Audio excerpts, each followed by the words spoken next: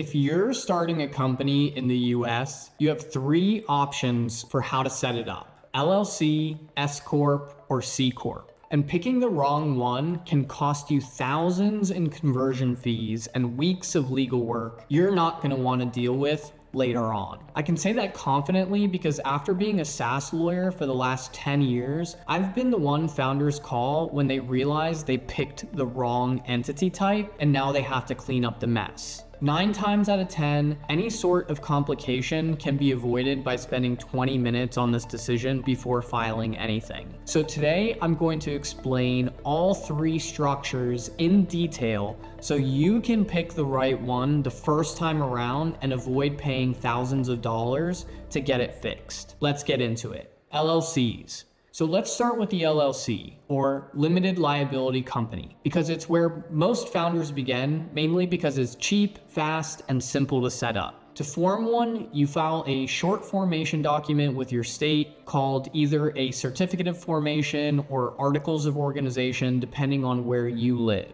The owners of an LLC are called members, and they can be people, other companies, foreign investors, or even trusts. There's basically no restriction on who can own one. Now, the two main benefits of an LLC are limited liability and pass-through taxation. Limited liability means that if the company gets sued or has a lot of debt, your personal assets like your house, your car, and your savings are protected. The lawsuit stops at the company level itself. Then the pass-through taxation means the LLC itself doesn't pay federal income tax, so the profits and losses go through to the members' personal tax returns and only get taxed once the members file their taxes. So you avoid the double taxation that hits regular corporations, which is the main reason many small businesses default to LLCs. LLCs also give you a lot of flexibility in how you run the company and how you split the money. You don't have to hold regular board meetings or file annual reports the way corporations do, and you can divide profits between members however you want, regardless of who owns what percentage. This is called a special allocation, and it's something that only LLCs can do, which makes them useful for real estate deals and any business where the people running things want to get paid differently than what they technically own on paper. You also have flexible charter documents, meaning you also get to write your own rules for how the company operates. Your operating agreement is basically the rule book for your LLC, and the members can write it however they want. You're not stuck following the formal meeting requirements, board votes, and corporate paperwork that a corporation has to deal with. Consultancies, agencies, brick and mortar businesses, non-software SMBs, Main Street businesses, plumbing companies, construction companies, they're great candidates for LLCs, especially non-software businesses make great businesses for LLCs. But here's the thing. The LLC stops working the second you want to raise venture capital, and that's the main reason it's the wrong structure for startups that need to raise money.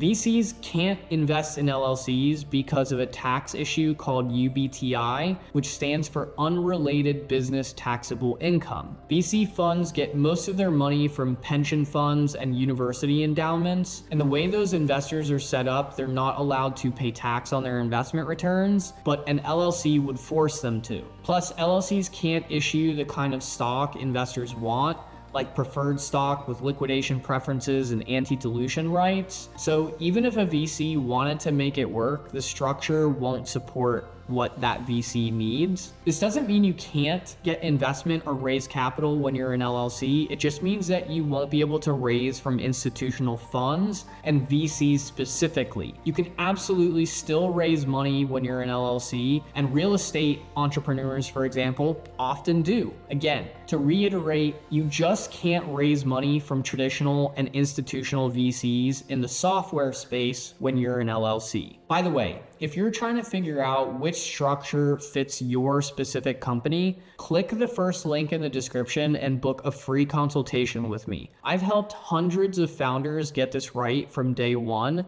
so I'll help you figure out exactly what your company needs based on your funding plans. Now let's keep going. S-Corps.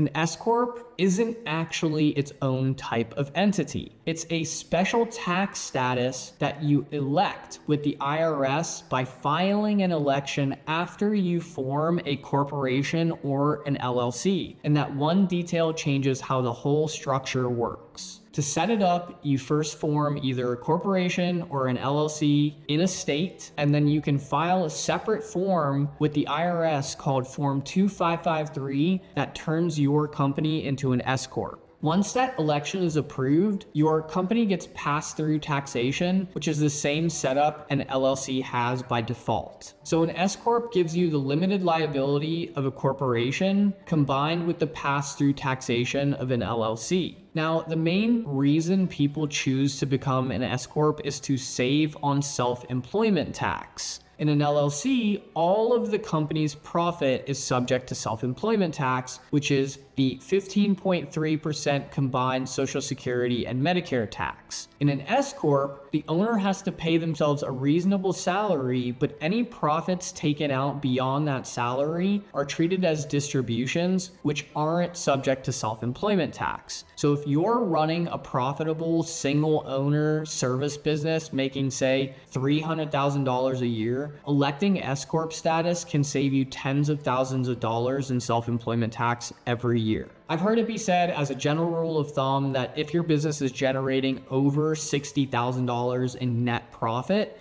that's really when you should think about filing for the S-Corp election, but this is more of an accountant or tax strategist question than it is a question for your corporate lawyer. But something to keep in mind is the IRS puts very strict eligibility rules on S-Corps. And these are what makes the S-Corp the wrong entity for any startup planning to raise capital from VCs. You can have a maximum of 100 shareholders total, and that includes everyone. Founders, employees with stock, and any outside investors. Every shareholder has to be a US citizen or a US resident. S-Corps don't allow for foreign owners, other companies, and most types of trusts aren't allowed to own ownership in an S-Corp. And the company can only have one class of stock, which means you can't issue preferred stock to investors and common stock to founders. If you violate any of these rules, the IRS automatically converts you back to a C Corp as soon as you bring in an institutional VC fund, a foreign investor, or try to issue preferred stock, the S Corp election gets revoked. So with all that being said, S Corps make sense for a very specific situation. If you're a profitable, single owner service business and you want to save on self-employment tax, the S Corp election can save you tens of thousands of dollars a year. But if you're building a startup that's going to take outside capital, hire engineers with stock options, or eventually go public, the S Corp doesn't fit. The shareholder cap, the single class of stock rule, and the risk of losing your tax status all make it impossible to stay in S Corp once you bring in your first foreign investor or VC. C Corps. Now let's talk about the C Corp, which is the structure every VC-backed startup uses, and the one most founders end up in eventually if they want to raise money. To form a C Corp, first of all, you should look at Delaware as a state of incorporation, and you file a certificate of incorporation with the state of Delaware. From there, you authorize shares of stock, adopt bylaws, and set up a board of directors. The owners of a C Corp are called shareholders, and there are no restrictions on who can hold stock. Individuals, other companies, foreign investors, funds, trusts, anyone can own stock. The company itself is taxed as a separate entity from the owners, which means the company pays corporate tax on its profits, and then shareholders pay personal tax on any dividends they receive. And even though that sounds like a downside, it's actually one of the main reasons VCs require a C Corp in the first place. VCs get most of their money from tax-exempt investors like pension funds and university endowments, like I mentioned before, and they legally can't pay tax on their investment returns, and LLCs pass through taxation would pass a tax bill straight to those investors, but a C Corp pays its own tax at the company level, so the VC's investors stay protected. That second part is what's called double taxation, and it's the main argument people make against C Corps. Profits get taxed once at the corporate level and then again at the shareholder level